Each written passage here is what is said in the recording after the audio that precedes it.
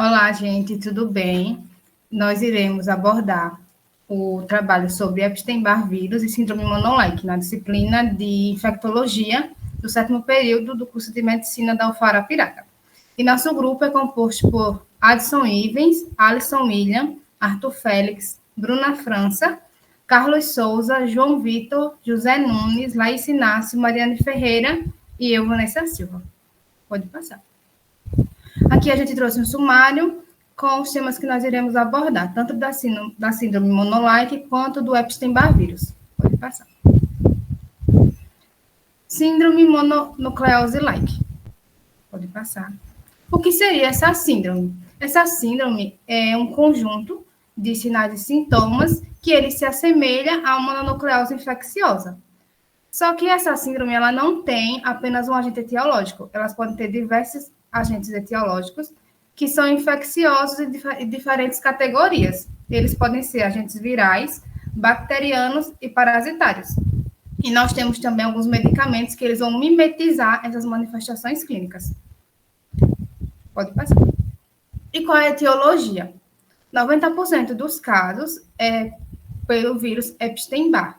A gente tem outros vírus, como citomegalovírus, HIV, e temos também o Toxoplasma gondii, que correspondem a uma menor proporção, mas eles são muito importantes. E em menor proporção, a gente temos outros agentes etiológicos, como metapinovírus, rubéola, hepatite A e B, adenovírus, varicela zoster, Bartonella encelae e Bruxelas abortus. Pode passar. E qual o quadro clínico da síndrome monolike? A gente vai ter uma tríade, que é a linfadenopatia generalizada, que ela será aguda ou subaguda. O paciente também terá febre e faringite.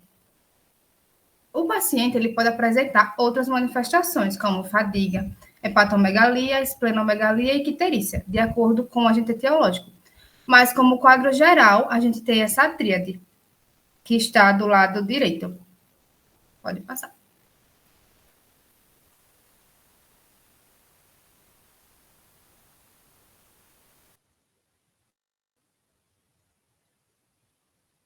É isso, Vanessa. Boa tarde.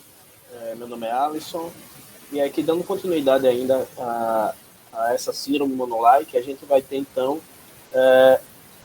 uma síndrome que a gente vai ter uma sintomatologia muito parecida e podendo ser causada por vários micro-organismos, né? Portanto, muito diferenciada. E aí a gente precisa, então, massificar e tentar entender e tentar diferenciar ainda mais quais seriam, portanto, esses diagnósticos, né? E aí nós vamos tratar agora um pouco sobre as alterações hematológicas, né? E aí a gente já destaca que a principal alteração hematológica nessas síndromes monolike, a gente vai ter, então, a linfocitose absoluta, né, pronunciada, com uma contagem aí acima de 4.500 linfócitos por milímetro cúbico, ou relativa, onde você vai ter um aumento aí maior do que 50%, com presença de linfócitos atípicos, né?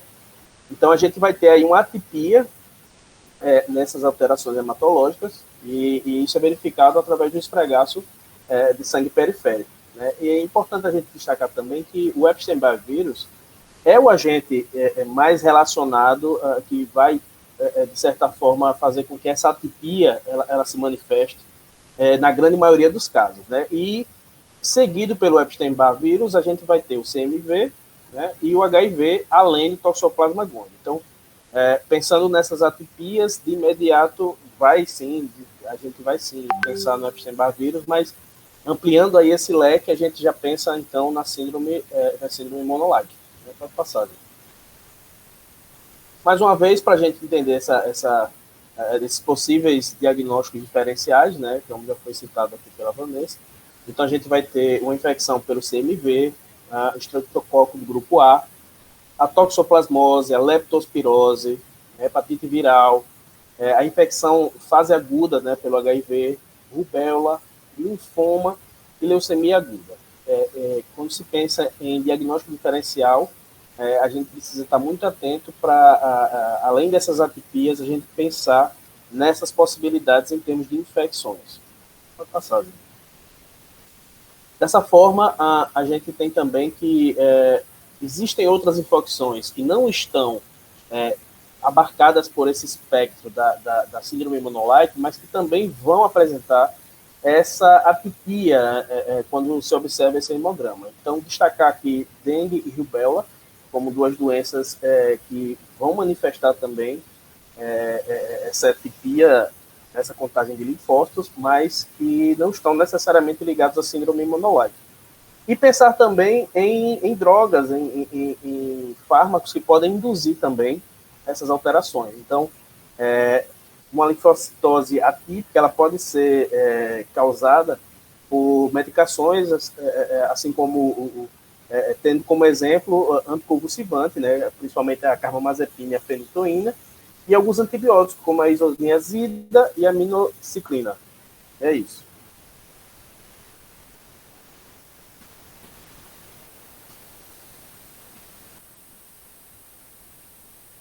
Olá, meu nome é Mariane. Com relação ao vírus Epstein-Barr, ele é um herpevírus amplamente disseminado que se espalha por contato íntimo entre pessoas suscetíveis e também disseminadoras.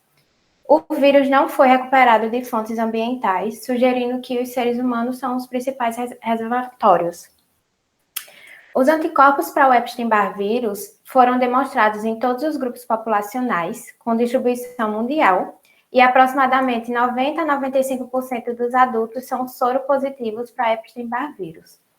Aos 4 anos de idade, a soroprevalência é aproximadamente de 100%, principalmente nos países emergentes, e aí os estudos atribuem isso principalmente ao intenso contato pessoal de crianças e também à falta de higiene. O Epstein-Barr vírus adquirido durante a infância costuma ser subclínico, então menos de 10% das crianças vão desenvolver a infecção clínica, apesar das altas taxas de exposição. A incidência da infecção clínica é aproximadamente 30 vezes maior em pessoas brancas que em pessoas negras. Isso é um estudo norte-americano. E o pico de incidência costuma ocorrer de 15 a 24 anos de idade. Pode passar. A forma de transmissão se dá principalmente por secreção salivar. Então, beijo, compartilhamento de utensílios, comida e bebida podem favorecer isso. E persiste por 6 meses após o início da doença, podendo ser eliminado na orofaringe por décadas ou por até 18 meses após a recuperação clínica. A amamentação também é uma forma de transmissão, contudo, os estudos demonstraram que não tem uma diferença significativa na soropositividade entre bebês exclusivamente amamentados e bebês alimentados com mamadeira. Pode passar. E a transmissão sexual, principalmente a partir das células epiteliais cervicais e do fluido seminal masculino. E o risco de ser soropositivo vai aumentar a partir do aumento do número de parcerias sexuais. Pode passar. O primeiro vírus tumoral humano isolado foi identificado em 1964. E aí viu-se que esse grupo de Epstein vinha de uma linha celular derivada do linfoma de Burkitt. O Epstein-Barr vírus é dividido em tipo 1 e tipo 2, e aí eles têm diferenças, principalmente na sequência de genes que vão codificar os antígenos celulares, e o tipo 2, ele vai ter uma viabilidade da linhagem celular linfoblástica menor do que o do tipo 1. O Epstein-Barr vírus, ele é um vírus de DNA que vai ter um núcleo de proteína, representada na imagem, um nucleocapsídeo com 162 capsômeros, um tegumento de proteína entre o nucleocapsídeo e o envelope, e no envelope eles têm glicoproteínas, que vão estar relacionadas principalmente com codificação de vírus externos. E o genoma vai ser DNA linear de fita dupla, que vai codificar aproximadamente 85 genes. Pode passar. A infecção, ela se dá pelas células B e vai ser mediada pela interação da glicoproteína do envelope viral com o receptor celular do componente CD3 do complemento CR2. E aí, após a ligação, a partícula viral da superfície da célula hospedeira, ela vai ser endocitada e o envelope viral vai se fundir com a membrana da célula hospedeira. E aí, esse mecanismo, ele envolve essas 3 glicoproteínas, a GP85, a GP25 e a GP42, que vão ativar o complexo principal de histocompatibilidade MHC de classe 2. O Epstein-Barr vírus, ele usa o MHC de classe 2 como um cofator na infecção dos linfócitos T. E aí, o contato desse vírus com as células epiteliais da orofaringe vai permitir a replicação do vírus e a liberação dele nas secreções orofaríngeas. Ele vai ser amplificado no epitélio e liberado para a infecção de células B naive, que são aquelas células B virgens do tecido linfóide, e vão ativar essas células em blastos infectados latentes, iniciando o programa de transcrição de crescimento.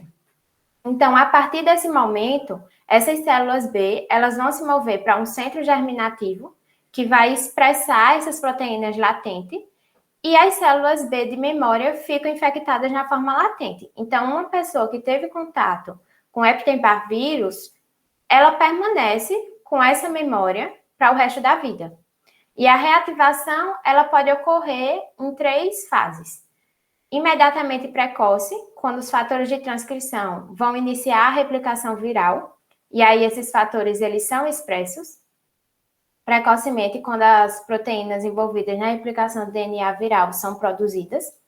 E também tardiamente, que é quando o DNA viral e as proteínas estruturais são montadas a partir dos vírions. Esse processo vai resultar na liberação dos vírus infecciosos, que podem ser eliminados na saliva para disseminação ou para infecção de novas células B virgens.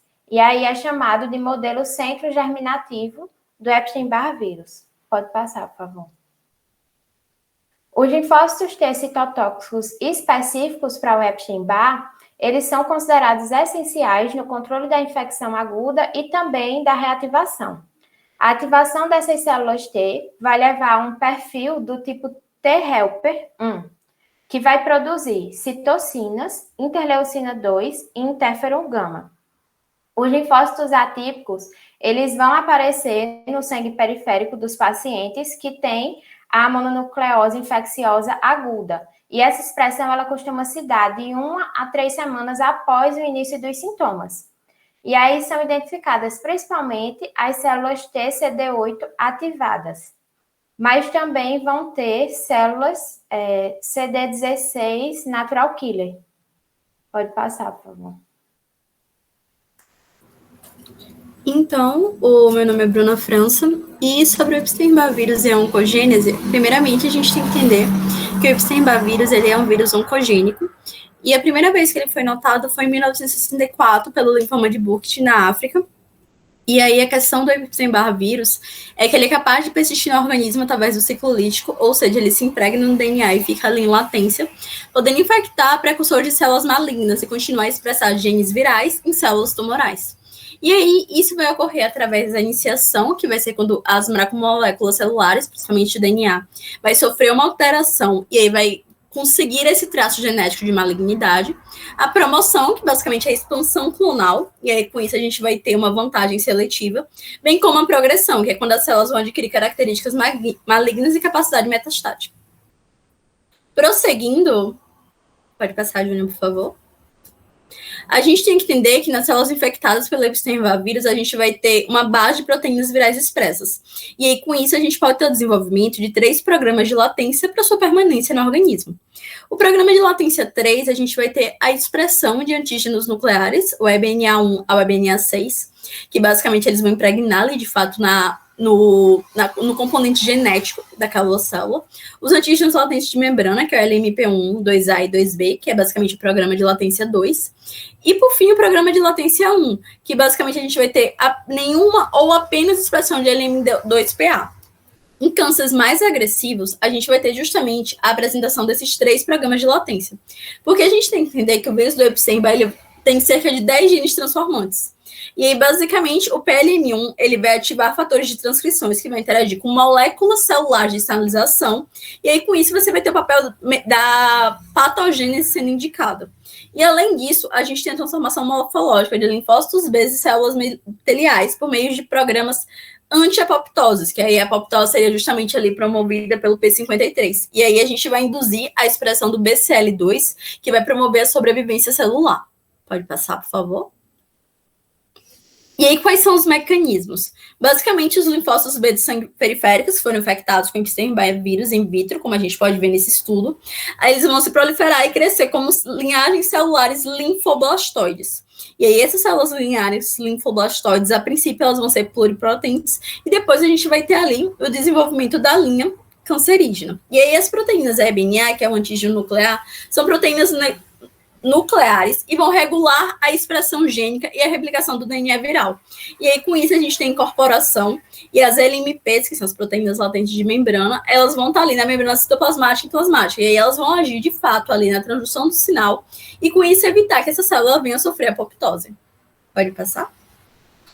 E aí eu trouxe esse estudo aqui, que é da revisão anual de patologia, que ele fala que basicamente a proteína EBNA1, que é justamente aquela do núcleo que a gente estava falando, ela deve ser expressa em todas as células proliferativas infectadas. Por quê? Porque basicamente ele faz a persistência do genoma viral das células à medida que elas se multiplicam. Então você mantém ali o genoma viral nas células cancerígenas. O EBNA2, por outro lado, é um fator de transcrição, que basicamente ele vai garantir o NMP viral, que vai garantir a proliferação e a sobrevivência diante do nosso sistema imune. Já as famílias da proteína EBNA3 vão regular a expressão gênica, então eles vão reprimir alguns genes, ativar outros. E a LMP1, que é justamente aquela da membrana, ela vai ter um papel bem importante na atividade anti-apoptose. E aí o EBV, ele também vai expressar alguns RNAs virais, que eles vão ser funcionais, e aí basicamente eles vão ajudar na evasão imune, para evitar que o sistema imune interfira, e com isso a gente não desenvolva o processo cancerígeno. Pode passar, por favor? E aí, de fato, a célula infectada pelo pelo Epstein-Barr vírus, ela vai ser mais suscetível ao acúmulo de mutações genéticas. É importante a gente entender também que o próprio linfócito B, naturalmente, ele já está sujeito a transduções e mutações, as quais, por sua vez, variam ao carcinoma maligno. E aí a gente vai ter quais são os principais cânceres relacionados. O carcinoma nasofaríngeo, o linfoma de Burkitt, o linfoma de Hodgkin e outros tipos de neoplasia. Pode passar, por favor. E aí eu trouxe esse gráfico aqui da Nature, do Cancer Science, da revista. E aí a gente tem aqui que no Norte América a gente vai ter o predomínio do câncer nasofaríngeo. Na América do Sul a gente tem relatos do linfoma de Burkitt, na Europa o carcinoma nasofaríngeo. Na África a gente tem ambos, principalmente o linfoma de Burkitt, foi o local onde foi referido pela primeira vez, inclusive lá a gente chama o linfoma de Burkitt de linfoma endêmico.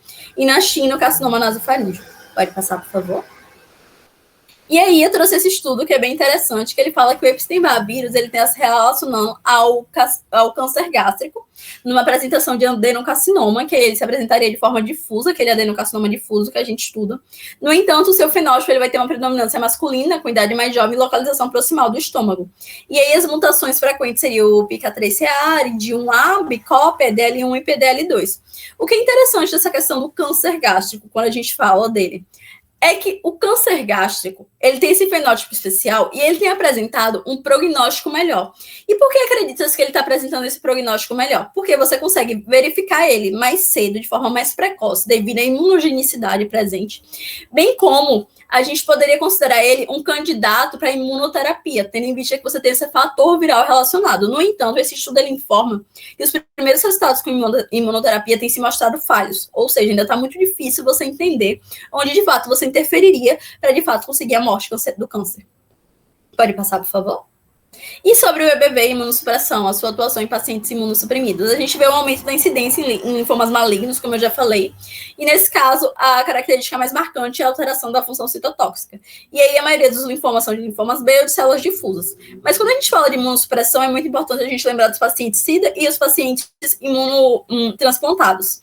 E aí, os pacientes transplantados, especialmente os tratados com ciclosporina A, é relativo comum o aparecimento de doenças linfoproliferativas. As desordens linfoproliferativas pós-transplantes ocorrem em 2,5% dos casos dos transplantes renais, 5% cardíacos e 2 a 4% dos hepatócitos. Então, a gente vê, de fato, o quanto esse mecanismo imune ele está relacionado.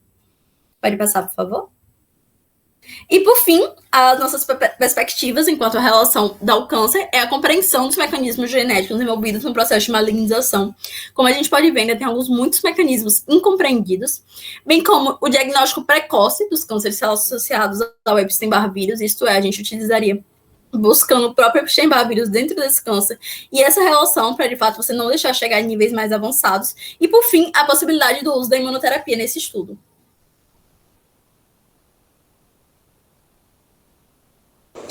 Então, dando continuidade, eu sou o Watson e a gente vai discutir um pouquinho agora sobre esse quadro clínico. No quadro clínico, ele vai ser caracterizado tanto por sintomas que vão trazer alguns sintomas prodrômicos, quanto alguns sinais que vão ser observados no paciente.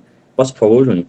Aí, dentre esses sintomas, eu trouxe uma tabela com os mais frequentes em estudos de revisão, e a gente tem que os sintomas mais frequentes vão ser justamente o mal-estar associado a uma fadiga, que essa fadiga pode se persistir, ela pode também ser severa, uma sudorese, uma disfagia, essa disfagia a gente vai lembrar também de uma dor na garganta, uma dor ao deglutir, e além disso a gente vai ter também um quadro de cefaleia associado a esses sintomas prodrômicos. E geralmente ali depois desses sintomas, 7 a 14 dias, a gente já vai começar a ver a doença em si se instaurando, que seria o surgimento desses sinais. Esses sinais vai ser essa adenopatia, essa febre e essa faringite. Há também algumas erupções cutâneas que muito se fala, que vai ser discutido um pouco mais à frente, que não é tão prevalente, não é tão frequente, mas sim existe. Passa, por favor, Júnior. Quanto a essa febre, a gente vai ter que a febre oriunda de uma mononucleose por Epstein-Barr vírus é uma febre baixa moderada, que vai durar ali em torno de 5 dias, poucos dias antes do desenvolvimento de sintomas mais específicos. Além disso, a gente vai ter também uma linfadenopatia, que vai ser uma linfadenopatia em que vão estar comprometidos os linfonodos cervicais posteriores e auricular posteriores, lembrando sempre que esses linfonodos estão localizados ali mais por trás do esternocleidomastoide, necessitando maior cuidado na sua palpação. São linfonodos, sim, sensíveis e dolorosos, são linfonodos que vão aparecer ali em torno de um pico na primeira semana e podem ser generalizados, com certeza serão, uma vez que essa vai ser a distinção de faringoamidalites bacterianas. E a faringoamidalite vai ser uma infecção faríngea, em que vai aparecer um achado muito interessante, vai ser exudato tonsilar. Esse exudato tonsilar, ele vai ter uma coloração mais específica, que seria um branco, um verde acinzentado ou um necrótico, e ele vai ser mais impregnado. Além disso, essa faringoamidalite pode se dar de maneira tão intensa que ela pode promover tanto um abscesso peritonsilar quanto a oclusão das vias aéreas secundárias a esse edema. Um fato importante também dizer da linfadenopatia é que ela vai ser sempre bilateral. Pode passar, Júnior. Quanto ao quadro clínico, aos sinais e sintomas em lactentes e crianças, lembrando sempre nosso acometimento. Nosso acometimento vai se dar em torno ali da infância, e estudos já mostraram que cerca de 80% das pessoas aos 12 anos de idade já vão ser IgG positivos para o Epstein-Barr vírus. Logo, o acometimento em criança, apesar de ser comum, vai ser frequentemente assintomático. E quando ele for sintomático, vai ser seguido de otite média, diarreia, queixas abdominais, infecção respiratória superior e a mononucleose infecciosa. Além disso, nas infecções congênitas e perinatais, a gente vai ver que vai ter um acometimento raro. Por quê? As gestantes, espera-se que elas já estejam com IgG positivo. Logo, o acometimento da gestante vai ser inferior a 5%, e não existem estudos que mostrem uma evidência de infecção com desencadeamento de algumas anomalias congênitas, como, por exemplo, cardiopatias congênitas, dentre outros acometimentos. Pode passar, Júnior, por favor. Algumas outras manifestações clínicas, lembrando que a mononucleose é uma síndrome sistêmica, vai se dar praticamente em todos os sistemas do corpo humano, podendo de pneumonias, miocardite, pancreatite, mesentérica, alguns sintomas, algumas síndromes neurológicas, como síndrome de Guillain-Barré, paralisia do nervo facial e meningoencefalite, algumas anormalidades hematológicas, como a anemia hemolítica, que acometem menos de 3%, mas é uma complicação sim grave da mononucleose. E lembrando que a mononucleose por Epstein-Barr vírus é um dos fatores de risco para o desencadeamento de algumas síndromes importantes, como a como o lúpus eritematoso sistêmico, a artrite reumatoide e a esclerose múltipla. Pode passar, gente, por favor. Antes de entrar um pouquinho em complicações, essa será mais bem detalhado lá na frente. A gente tem a erupção cutânea, que seria essa segunda imagem. Lembrando que essa erupção cutânea ela é muito mais desencadeada por uma hipersensibilidade da transição do nosso sistema imune, se tornando hipersensível aos antibióticos. Essa imagem da esquerda mostra uma faringoamidalite por Epstein-Barr vírus. A gente percebe essa mucosa hiperemiada, emaciada, com esse exudato de cor esbranquiçada. A gente vai ter também leucoplasia pilosa oral, que é uma leucoplasia que a gente vê também em pacientes HIV positivos. A gente vai ter a obstrução das vias aéreas decorrente dessa obstrução, dessa faringoamidalite, esplenomegalia, ruptura de baço e doença de Lemierre. Há também algumas formas de expressão da mononucleose, que seria a forma glandular, em que vai haver um aumento desproporcional da nossa cadeia linfática em respeito à faringoamidalite. Uma forma tifoide, que vai ser um quadro que vai ser representado tanto por uma febre quanto uma linfadenopatia, mas não vai haver faringite, isso está associado geralmente com quadros de anticorpos heterófilos negativos. Pode passar. Basicamente isso.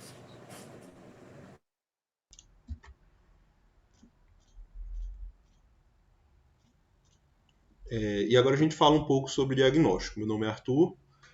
O diagnóstico, a parte clínica do exame físico, ela costuma ter uma sensibilidade alta e uma especificidade razoável também. A tríade clássica, como o Adson falou, de faringite, febre e linfadenopatia, é o que vai caracterizar o nosso exame físico e a nossa anamnese, e lembrar do público, da população-alvo, né? População de risco, que são adolescentes e jovens adultos, né? Que eles constituem a população suscetível. Pode passar. E aí, nos exames laboratoriais, só relembrar vocês que a leucocitose ela vai estar presente, né? Mais de 50% dos leucócitos eles precisam ser linfócitos. Pode ter casos, principalmente a depender da fase da infecção, em que a gente não encontre esse número exatamente, mas é bem característico mais de 50% dessa leucocitose ser de linfócitos, e desses 10%, desses 50%, mais de 10% desses linfócitos vão ser atípicos, justamente por conta dessa infecção do vírus aos linfócitos B. Podem ser encontradas também uma leve neutropenia, em cerca de 60% a 90% dos casos, e uma trombocitopenia com contagem inferior a 140 mil plaquetas. Pode passar. É importante também a gente fazer o teste de função hepática, justamente por essa predisposição do vírus. Até 3 vezes o valor de referência, principalmente da AST, né? A LT e a AST vão estar alteradas, mas o valor de referência pode estar até 3 vezes em AST. E é importante a gente pesquisar a função hepática, porque cerca de 80% desses indivíduos infectados pelo vírus vão ter a alteração da função hepática. Isso vai ser importante também no tratamento, que a gente vai ver mais na frente. Pode passar. E aí a gente tem essa pesquisa de anticorpos heterófilos. Hoje não está sendo mais tão utilizado por conta da pesquisa de anticorpos específicos e por conta das desvantagens dessa pesquisa, né, desse monoteste. Porque 25% das pessoas infectadas vão dar falsos negativos na primeira semana. Crianças abaixo de 4 anos, cerca de 40% delas não produzem esses anticorpos heterófilos, e a gente também tem diversas reações cruzadas com outras infecções, como toxoplasmose, malária, a infecção primária do HIV, outras patologias como leucemias e linfomas também. Mas ainda existe sim espaço para ele por conta da alta especificidade, da rapidez, do baixo custo também, e é um teste bastante específico para infecção por Epstein-Barr. Pode passar. E aí a gente chega na pesquisa por anticorpos específicos. A gente vai pesquisar basicamente esses 3 anticorpos, né? O VCA IgM, e na parte de IgG a gente também tem esse VCA e esse EBNA1. A depender da fase da infecção, a gente vai ter um ou outro positivo. A gente sabe que IgM a gente tem em fases mais mais agudas da doença, né? Infecção aguda, infecção subaguda, até 4, 3 meses a gente consegue encontrar esses anticorpos IgM, enquanto o IgG, principalmente o VCA, ele começa ali na infecção aguda de 0 a 3 meses, enquanto o webinar 1, IgG, né, ele só vai ser encontrado na fase de convalescência ou naqueles indivíduos que já tiveram uma infecção prévia, né, maior que 6 meses, anos após a primeira infecção. A primeira infecção a gente ainda encontra esses anticorpos IgG. Pode passar. E aí a gente sabe, falando da terapêutica, que a mononucleose, principalmente a mononucleose por Epstein-Barr, ela é uma doença autolimitada, ela tem uma resolução espontânea em poucas semanas, por isso que a gente não tem um tratamento específico para essa patologia, né? Normalmente a gente faz uma terapia de suporte com medicações sintomáticas. Pode passar.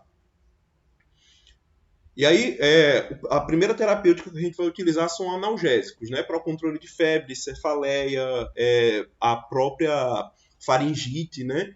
Então a gente pode utilizar tanto analgésicos quanto anti-inflamatórios não esteroidais. Eu destaquei esses dois, tanto o paracetamol como analgésico, como o ácido acetil salicílico, como o AINE, por conta dessas particularidades. A gente sabe que o paracetamol ele costuma ser hepatotóxico e pela capacidade do vírus também ter essa característica hepatotóxica, a gente precisa ter cuidado com o paracetamol, apesar de ele poder sim ser utilizado. E no ácido acetil salicílico a gente tem a síndrome de Rey, principalmente ali em crianças menores de 12 anos, então é melhor a gente evitar. Pode passar.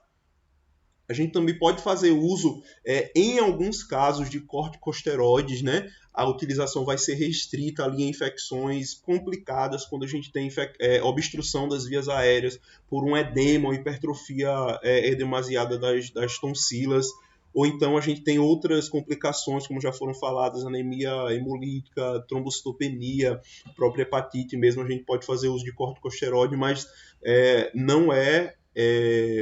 não existe evidência para a gente começar o tratamento, principalmente se não for complicado já com corticosteroide, justamente por aumentar essa suscetibilidade a infecções secundárias. Pode passar.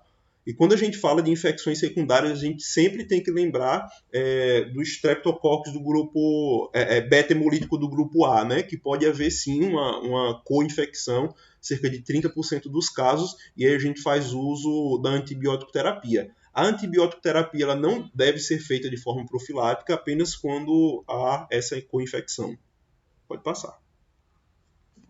E aí, por último, a gente tem a aplicação de antirretrovirais. Tanto aqui no Brasil quanto internacionalmente, nenhum antirretroviral ainda foi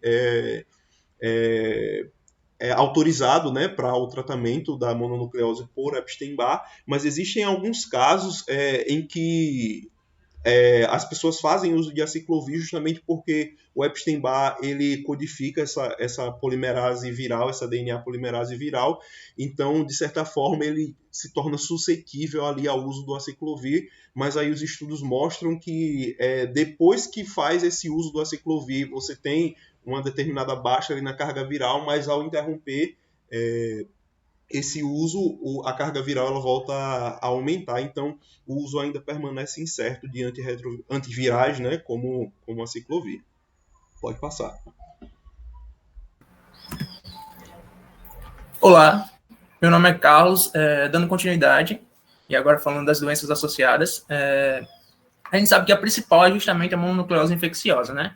Mas na literatura traz que a segunda mais frequente, posterior à AMI, seria justamente a encefalite.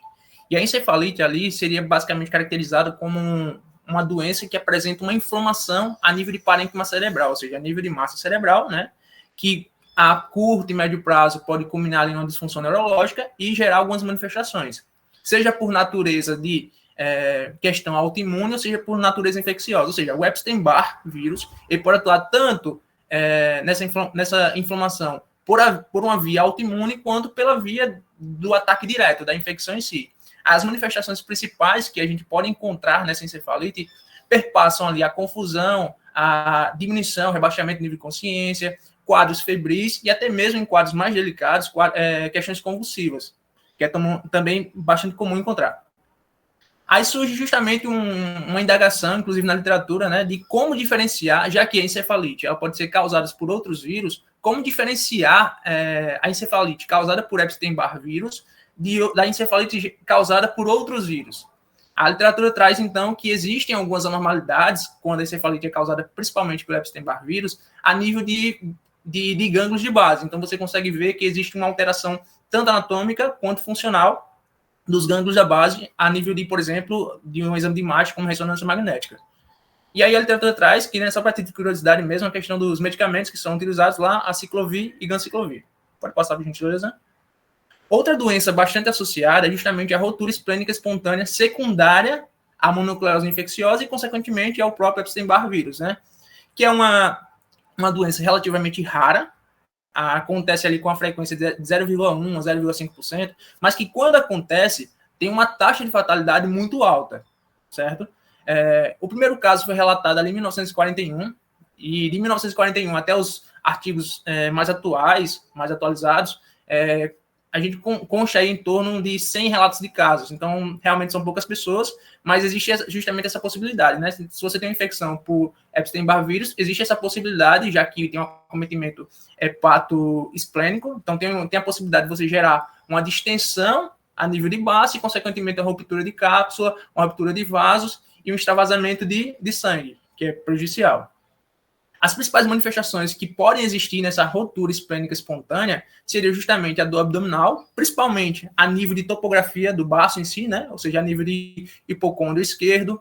Também é comum, já que tem um quadro infeccioso instaurado, quadros febris, principalmente a febre chegando ali a 38,5 graus. Também é comum a perda de consciência em casos mais graves em si, porque, de certa forma, a ruptura já é grave, né? Ao hemograma, consegue-se analisar também alguns achados importantes, né, como o quadro de anemia. Então, pacientes, por exemplo, que apresentam rotura esplênica espontânea à custa de uma secundária à mononucleose infecciosa, normalmente eles apresentam a hemoglobina em torno de 10 e pouquinho. Então, realmente é um quadro anêmico bem considerável. E outro fato interessante é justamente a linfocitose que eles vão apresentar. Porque, se a gente analisar bem, o Epstein-Barr vírus, né, ele tem essa característica importante de infectar células linfócitos B, linfócitos T, ou seja, células que estão diretamente relacionadas com o sistema linfopoético. Então, eles vão justamente gerar uma hiperproliferação dessas células, né? Só que de forma infuncional, ou seja, essas células vão estar mais imaturas, mas que vão registrar no exame no hemograma, por exemplo, né, esse aumento, essa linfocitose em si. E a recomendação para esses casos, que eu vi, eu acho realmente até curioso, porque ele traz o seguinte: a partir do momento que o indivíduo traz os sintomas que caracterizam uma possível rotura esplênica, então você tem até 4 semanas para ter um cuidado sobre essa condição. Por quê? Porque na maioria dos casos ele consegue ser autolimitado, então ele consegue regredir naturalmente, né? Até ali pelo controle, pelo equilíbrio da polpa branca e a polpa vermelha, né? Que estão relacionados com a produção linfócita, armazenamento e a hemocaterese. Então, nesses casos, nesses pacientes que apresentaram sintomatologia, você, durante 4 semanas, pede para que esses pacientes evitem atividades de alto impacto, atividades de alta intensidade. E nos pacientes que já têm uma certa rotura da lâmina, da cápsula que envolve o baço em si, aí você já pode optar por uma esplenectomia. Pode passar, por gentileza. E aqui a gente vê justamente uns achados importantes, que eu achei bastante pertinente trazer. Aqui a gente tem uma TC, né, de abdômen e pelve, tanto num plano coronal quanto no axial. Então, a gente vê nitidamente a nível de pelve aqui, ó, acúmulo de líquido, né? A nível de hipocôndrio esquerdo também a gente vê acúmulo de líquido. A gente consegue ver um hemoperitônio maciço. E a gente tem que se ligar na questão anatômica, por exemplo, né? O baço, ele é um órgão intraperitoneal. Então, se você tem uma ruptura, vai ter um acúmulo de líquido a nível intraperitoneal em si, e, consequentemente, formando esse hematoma, esse encapsulado a nível do órgão, ao entorno do órgão em si. Então, a gente consegue ver o hemoperitônio maciço aqui à esquerda. A nível axial, a gente consegue ver alguns coágulos perisplênicos também, e também na imagem de abdômen em si. Então, essa imagem seria justamente para mostrar esse extravasamento de sangue, em função da ruptura em si. Pode passar, por favor. Aqui a gente já tem uma imagem mais macroscópica, né, onde a gente consegue ver as complicações diretas da ruptura. Então, a gente vê justamente o desprendimento da cápsula esplênica, né? A gente vê justamente até alteração na consistência, alteração no brilho dela, é uma cápsula normalmente mais brilhosa e aqui ela está mais opaca, e há alguns focos hemorrágicos que são indicativos ali de uma expansão a nível de polpa vermelha e, consequentemente, de um extravasamento um rompimento de vasos e extravasamento de sangue, ou seja, um extravasamento sanguíneo em si, uma ruptura. Para passar. E aqui são outras doenças que também estão relacionadas com o Epstein-Barr vírus, que são as doenças malignas. Então, como a gente sabe, o Epstein-Barr vírus, quando ele normalmente se relaciona com alguma doença, principalmente maligna, ele está na sua forma latente, né? Ele só está esperando ali o indivíduo baixar a guarda, no sentido de ter suas barreiras de proteção reduzidas, para então atacar. A primeira doença maligna associada ao Epstein-Barr vírus, que é um oncovírus, que termina justificando, né, essa relação com essas doenças malignas, foi justamente o linfoma de Burkitt, que é nada mais nada menos que um linfoma não-Hodgkin de células B não diferenciadas. Então, é um linfoma que ele assume 3 características importantes. Eu tentei frisá-lo porque ele foi a essência de tudo. Então, existem 3 tipos de classificação do linfoma de Burkitt, que é a classificação endêmica, que acomete indivíduos masculinos, principalmente indivíduos negros, porque é bastante comum na África em si. Tem os acometimentos mais esporádicos, né, a classificação esporádica, e a classificação autoimune. Então, tem que ter a questão imune em si. Então, são essas 3 classificações. Na primeira, na endêmica, a gente tem uma predisposição para acometimento mais mandibular. Na segunda, na esporádica, é um acometimento mais abdominal. E na autoimune, a gente tem justamente toda a maquinaria linfocitária ali atuando. Aí, o que eu achei de pertinente aqui nessa tabela é justamente essa relação das doenças malignas com o que já foi mencionado lá atrás, né? Os tipos de latência, porque é através do tipo de latência que você tem o mecanismo específico para cada acometimento, para cada doença, e a gente vê justamente a relação com pacientes que estão imunossuprimidos, que estão prejudicados no sistema tem um sistema imunológico prejudicado de alguma forma. Então, se a gente tem, por exemplo, nas doenças lipoproliferativas, pacientes ali que foram pós-transplantados, que estão usando imunossupressores constantemente para evitar rejeição de órgão, e pacientes, por exemplo, que estão ali no estágio de SIDA, então, o Epstein-Barr vírus é positiva em 100% desses pacientes. Então, ele só precisa justamente dessa redução dessas barreiras. E nos outros, você vê que, por exemplo, no linfoma de Hodgkin, se ele é um linfoma clássico, só 30%. Então, existem, a cada 10 pacientes que tem, 7 pode não ser por causa do Epstein-Barr vírus, por exemplo. Mas 3 vão ser. Mas quando você reduz a barreira, o paciente está associado, por exemplo, com a SIDA, uma SIDA em si, aí a cada 10 pacientes que chegam, os 10 vão ser justamente por Epstein-Barr vírus. Então, isso foi o que eu achei interessante. Pode passar, por favor? E outra síndrome que eu achei bastante interessante, inclusive quando eu estava estudando, foi a síndrome de Alice no País das Maravilhas, que é uma síndrome relativamente rara também, autolimitada, mas que é bastante importante. Por quê? Porque ela consegue atuar diretamente no cotidiano do indivíduo, do paciente em si, né? E ela é basicamente caracterizada por uma dismetropia, ou seja, uma dismetropia também chamada de dismetropsia, que é basicamente uma perda de percepção sobre dimensão, sobre realidade e sobre o entorno. Então, é uma entidade rara, caracterizada por essa distorção da percepção de imagem, principalmente corporal. Então, ele vê, por exemplo, partes do seu corpo ampliadas, do tamanho, da cor, e principalmente no movimento dos objetos. Ele percebe, por exemplo, o entorno dele girando, o entorno dele menor, o entorno dele maior. Ele percebe um objeto em determinado compartimento que não existe aquele objeto. Então, são alterações realmente a nível de que predispõe, por exemplo, a quadros de alucinação, se a gente for pensar em si. Mas o que a gente tem que ter em mente é que essa síndrome é importante de entendê-la e, de certa forma, diagnosticá-la, no sentido de que, por exemplo, pacientes pediátricos, eles não têm uma noção fidedigna sobre o que é real e o que não é real. Então, se o paciente tem uma síndrome de Alice no País das Maravilhas, né, de certa forma, a gente não consegue, ele não vai conseguir discernir sobre o que está certo e o que está errado, e aí algum diagnóstico errado pode ser feito sobre ele. Por exemplo, diagnóstico de algum comprometimento, de algum comportamento psiquiátrico que não seria o caso. Ou até predisposição para uma síndrome do pânico, ansiedade e tudo mais. E aí eu vi que a literatura traz como tratamento lá, né, a utilização de antivirais, já que a causa etiológica seria um vírus, e o controle do quadro mais grave, que é justamente o quadro epiléptico. Então, a utilização aqui de anticonvulsivantes. É isso, gente. Sou José Nunes, e agora falando um pouco sobre vacinação e prevenção, especificamente. Infelizmente, a gente ainda não tem vacinas no mercado para Epstein-Barr vírus, mas hoje é uma prioridade para os pesquisadores da área pesquisar sobre isso e criar uma vacina, justamente por conta da importância. E como assim essa importância? Pela característica e quantidade de complicações possíveis pelo Epstein-Barr vírus e também pela possibilidade de malignização que ele tem. Então, hoje, esses pesquisadores estão usando como alvo de pesquisa a glicoproteína viral 350, a GP350, que é muito abundante tanto no vírus quanto nas células infectadas. Então, é um alvo para gerar imunidade contra esse vírus. Já existem algumas vacinas que usaram esse alvo, mas, infelizmente, elas não conseguiram chegar a uma imunidade esterilizante, ou seja, não foram tão eficazes, mas foi visto que essa vacina consegue ajudar no quadro sintomático.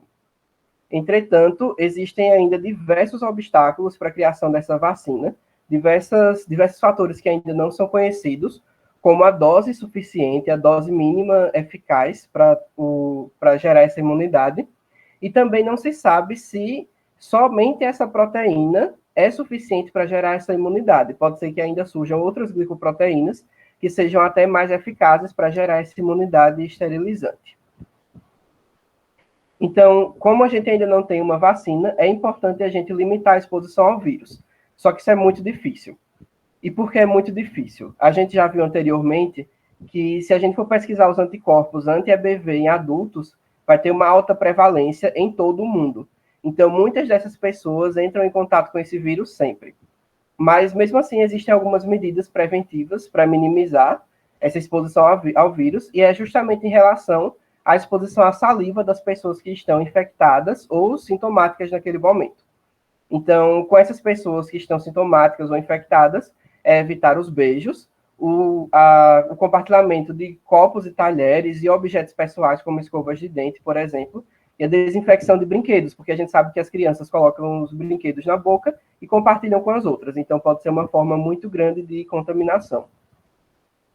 Outro fator que limita muito a eficácia dessas medidas é que indivíduos que foram previamente infectados e que já estão sem sintomas, já estão curados, eles continuam transmitindo o vírus.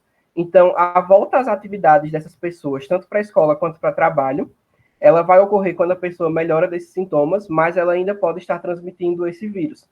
Então, isso compromete muito as medidas faladas anteriormente para limitar a exposição ao vírus. Para além dos sintomas, do quadro clínico e das doenças associadas, é importantíssimo falar sobre as complicações agudas, que todo médico tratando alguém com esse vírus tem que ficar de olho, porque elas podem acontecer, embora sejam mais raras do que os sintomas que a gente já falou anteriormente. Essas complicações agudas atingem diversos sistemas. A gente vai falar um pouco agora sobre cada um deles. Nas complicações hematológicas, pode ocorrer uma anemia hemolítica autoimune, que atinge entre 0,5% a 3% das pessoas que têm o vírus.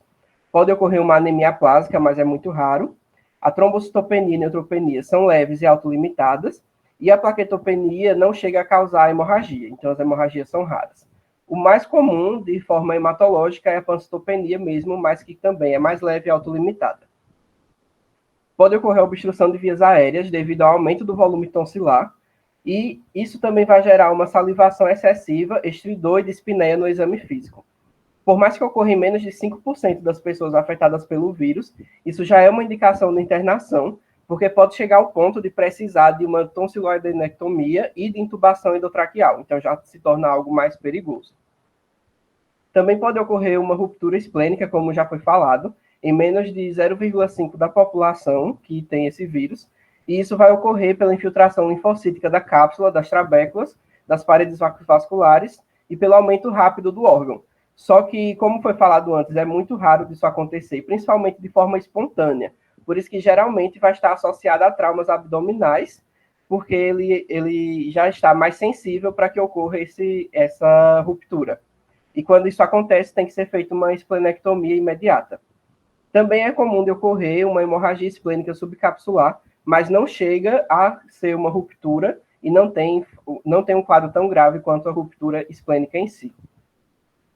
Quanto às complicações neurológicas, as cefaleias são mais comuns, chegando até 50% dos casos, e, em contrapartida, tem as convulsões e ataxias, que são mais raras, acontecem de 1 a 5% dos casos.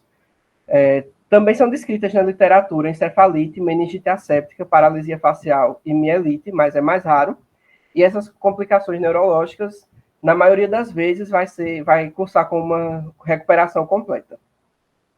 As complicações renais são leves, quando cursam com uma nefrite intersticial com hematura e proteinúria somente, mas pode ocorrer também uma insuficiência renal aguda, por mais que seja esporádica. As complicações cardíacas vão cursar com anormalidades ST no eletrocardiograma e vão acometer 6% dos casos. Geralmente vão aparecer na segunda ou terceira semana e vão desaparecer espontaneamente na quarta. Pode ocorrer pericardite e miocardite, mas as fatais são muito raras mesmo. Já as complicações pulmonares vão cursar com infiltrado intersticial e ocorrem em 3 a 5% dos casos, e tem uma evolução benigna em 3 a 4 semanas. E é importantíssimo fazer um diagnóstico diferencial com diversas outras infecções, inclusive com Mycoplasma pneumoniae, porque eles apresentam o mesmo padrão radiológico. Então, tem que direcionar bem o tratamento a partir de um diagnóstico diferencial. E, por fim, as complicações gastrointestinais podem cursar com uma hepatite fulminante ou uma hepatite com evolução para cirrose hepática, que seria algo mais lento. E a pancreatite, gastrite e colecistite também são raras, mas são documentadas. Eu sou a Laísa e eu vou falar agora sobre as complicações crônicas ou tardias da infecção pelo Epstein-Barr vírus. Bom, além dos casos associados à malignidade, a gente também tem a infecção crônica ativa pelo vírus, que é um distúrbio linfoproliferativo que vai envolver os linfócitos B, T e as células natural killer, que é uma síndrome semelhante à mononucleose, só que persistente, com virimia positiva para o vírus, com baixa produção de anticorpos e a detecção de uma proliferação clonal dessas células, das células B, T ou natural killer. O quadro clínico é muito semelhante ao que a gente já falou, é febre, inchaço dos gânglios linfáticos e hepatosplenomegalia, além da normalidade nos testes de função hepática e citopenias. O tratamento definitivo se faz com transplante de células tronco hematopoiéticas, mas também pode ser feito o uso de corticosteroide em altas doses e a terapia antiviral com a ciclovir. Pode passar. Nas complicações crônicas, a gente também tem a leucoplasia pilosa oral, que também é mais comum nos pacientes com SIDA, né, que vai ser o epitélio escamoso lingual alterado, com placas brancas que não podem ser raspadas da superfície, e outros distúrbios linfoproliferativos, como a doença linfoproliferativa pós-transplante, que varia entre uma proliferação benigna de células B policlonais a um linfoma maligno de células B, a granulomatose linfomatoide, que é um distúrbio angiodestrutivo do sistema linfóide, e a linfohistiocytose hemafagocítica, que é uma proliferação histiocítica generalizada e hemofagocitose. Pode passar. Em relação à vigilância para a mononucleose, não é uma doença de notificação compulsória e não tem ações específicas de vigilância epidemiológica voltadas para a mononucleose infecciosa, em especial para o Epstein-Barr vírus. Então, mais um tópico importante que não é necessário isolar o paciente na fase aguda, embora o caráter infeccioso, é só a questão de prevenção mesmo, de contato, principalmente com a saliva e objetos de uso pessoal, para evitar esse fator da transmissibilidade. Pode passar.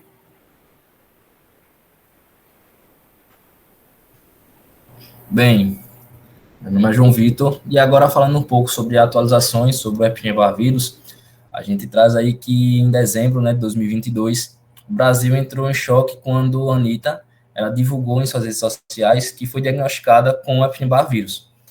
E nisso ela fez uma relação com a esclerose múltipla, o que causou vários comentários sobre essa relação.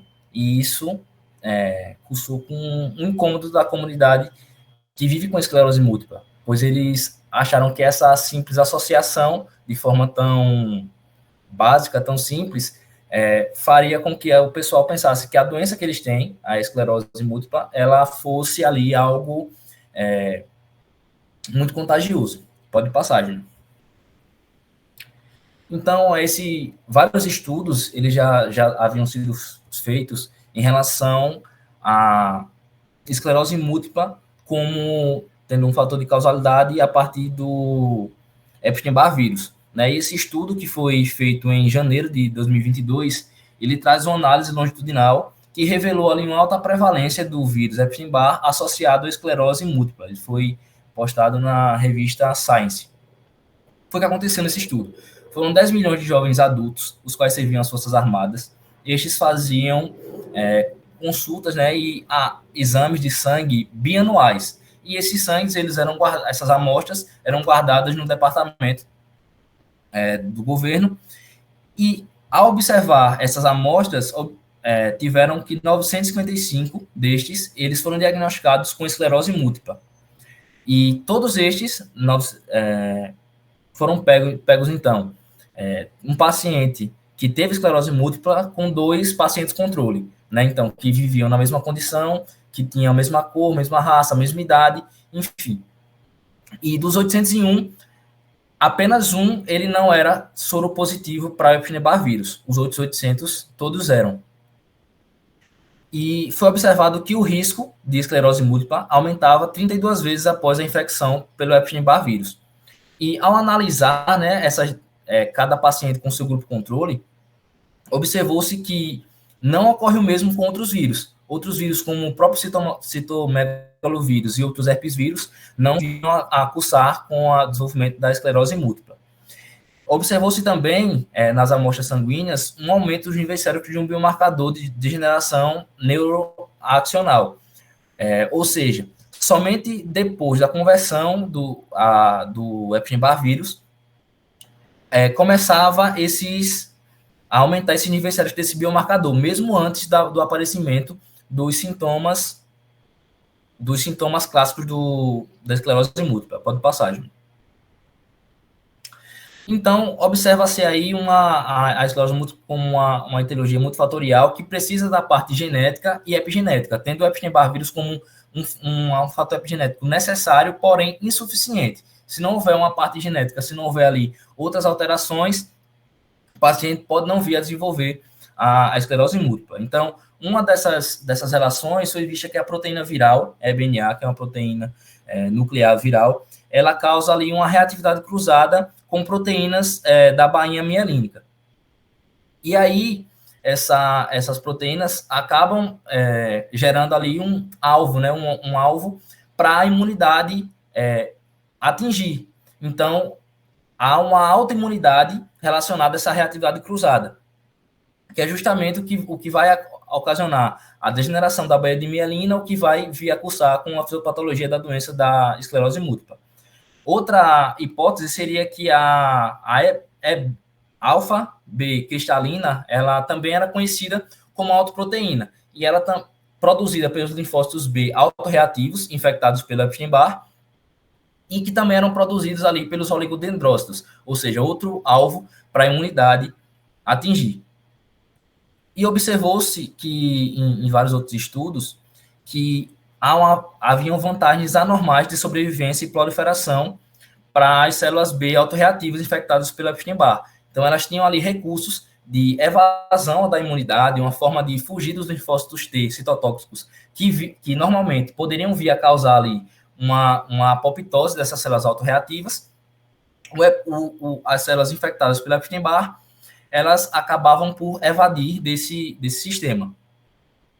Então, as células B infectadas, elas contribuem para o reconhecimento de autoantígeno no cérebro na esclerose múltipla. Pode passar, Ju. Aqui eu trago um sistema, um esquemazinho, em que ele mostra ali a proliferação do vírus no linfócito B, ali numa amígdala, nos centros germinativos. Ela vai para a corrente sanguínea chegando ao cérebro. Quando ela chega ao cérebro, ela vai ali se amontoar vai ficar no estado de hibernação, assim por dizer, em que o vírus vai estar lá quietinho. A partir do momento em que o vírus ele começa uma replicação, ou então que o linfócito T ele vai estar ali, o linfócito B sempre produzindo autoanticorpos. Então, chegando a um momento em que esses autoanticorpos vão acusar a degradação do parênquima, linfócitos T vão tentar causar apoptose dos linfócitos B autorreativos, só que aí há um processo de proteção em que a célula B ela vai soltar ali fatores de proteção que vai causar a apoptose do linfócito T.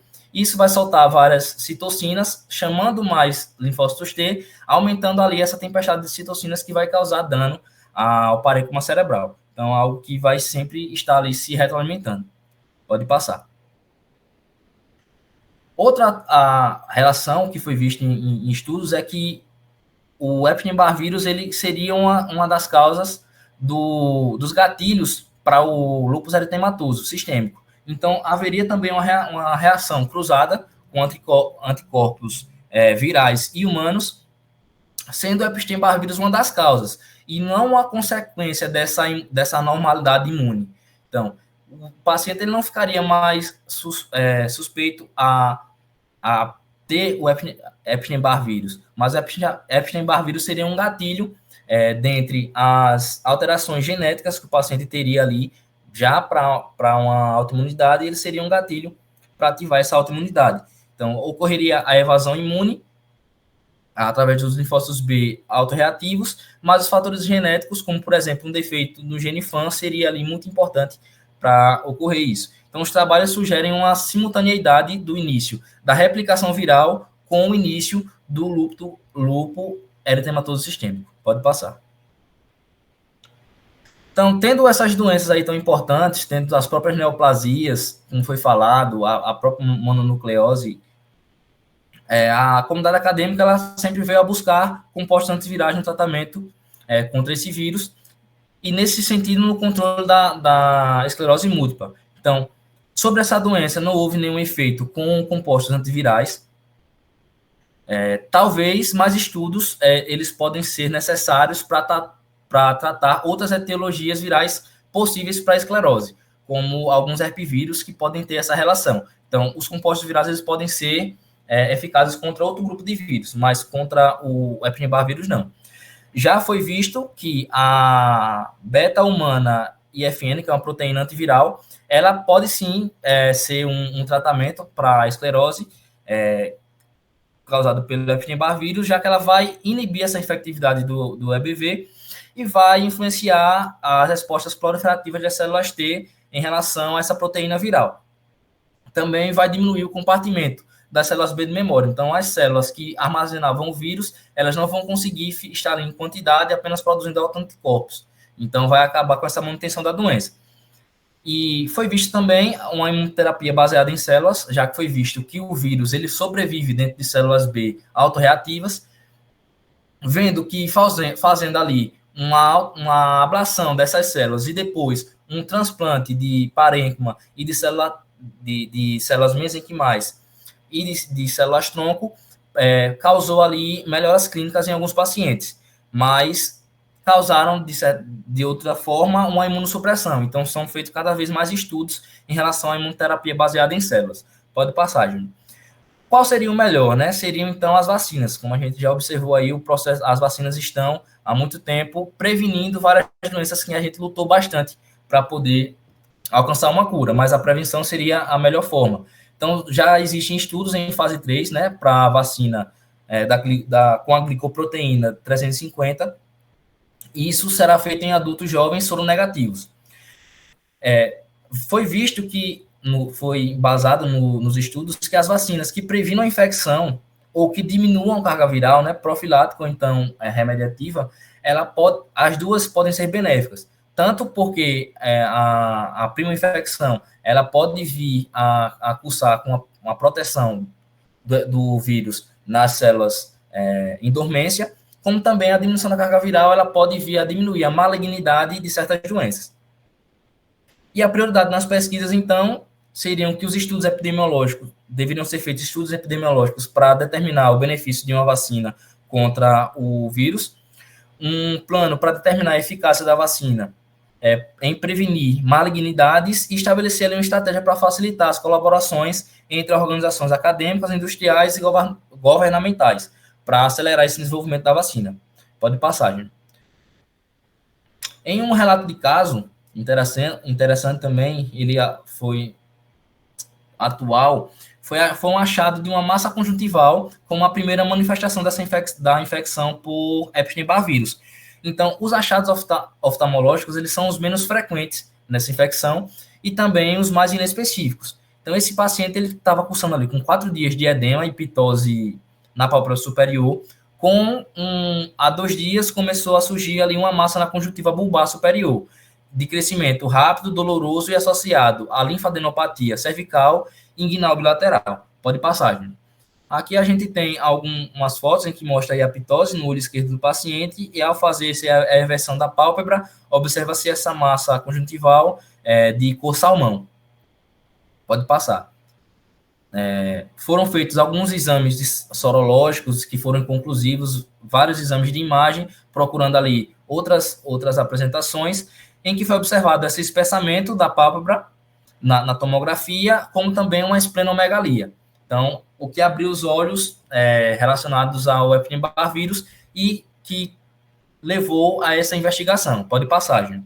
Foi feito, então, uma biópsia excisional, em que foi analisado e foram encontradas ali células na mesma característica que o Epstein-Barr vírus ele provoca algumas displasias e crescimento de células, sendo o tratamento apenas sintomático e com a biópsia excisional já houve tratamento dessa massa conjuntival também. O paciente ele veio evoluindo bem, então tendo a conclusão que o EBV ele pode ter manifestações sistêmicas, mas também manifestações inespecíficas, principalmente na população pediátrica.